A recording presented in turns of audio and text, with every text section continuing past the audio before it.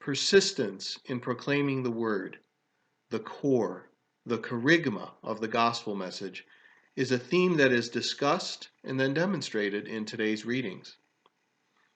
In the first reading, the author, possibly St. Paul or a disciple of his, is reminding Timothy to be persistent. And what is persistence? It's a capacity of mental and spiritual health in the face of difficult circumstances, fatigue, or frustration. Clearly a need for all of us, especially during these days. It's often learned through spiritual and mental discipline, and it recognizes setbacks and challenges and difficulties, but sees past them and embraces a vision of something better, even when it isn't apparent how it will happen. But persistence is also more than simply wishing for that better outcome. It's continuing to strive for it. Persistence is related to self-control, or being self-possessed, as the first reading says. The author seeks to remind Timothy that things aren't always going to be easy when you're being faithful to the gospel message. But don't lose control or lose your persistence in your faith.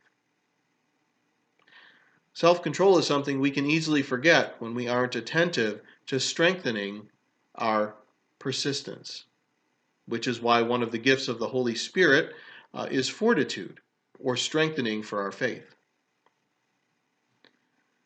Now notice that persistence in speaking the truth of the gospel isn't something that is to be used to try to take down the false teachers that Paul speaks about.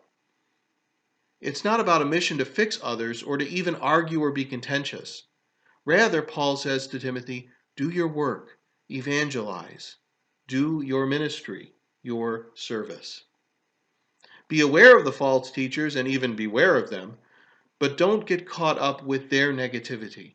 Be persistent in your faith, in your ministry. In these days when many people are very stressed, angry, and perhaps even lashing out, St. Paul's reminder about self-control is important. His reminder to be persistent in the good you do is vital, even if that good is just a little. That's what persistence in our faith invites us to do during these times. How have you helped nourish your persistence in faith these weeks? What have you done in service to others? Even if you haven't yet, God's timing is perfect, and it isn't too late to start. What's the Holy Spirit giving you the fortitude and persistence to see through this week? And finally, the gospel reminds us that we can be like that widow who throws in her whole lot, persistently hoping in the promises of God. Jesus honors her persistence, even as he questions the religious elites who have their priorities all mixed up. The scribes he speaks of devour the houses of people like that widow, Jesus says, and he condemns them for that.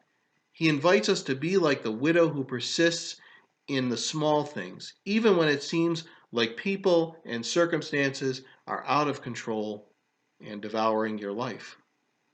Because Jesus knows that God sees the persistence of faith and the good you do, and that in the eyes of God, no good action is lost, but rather transformed into grace. Grace for ourselves and for the healing of our world. God give you peace.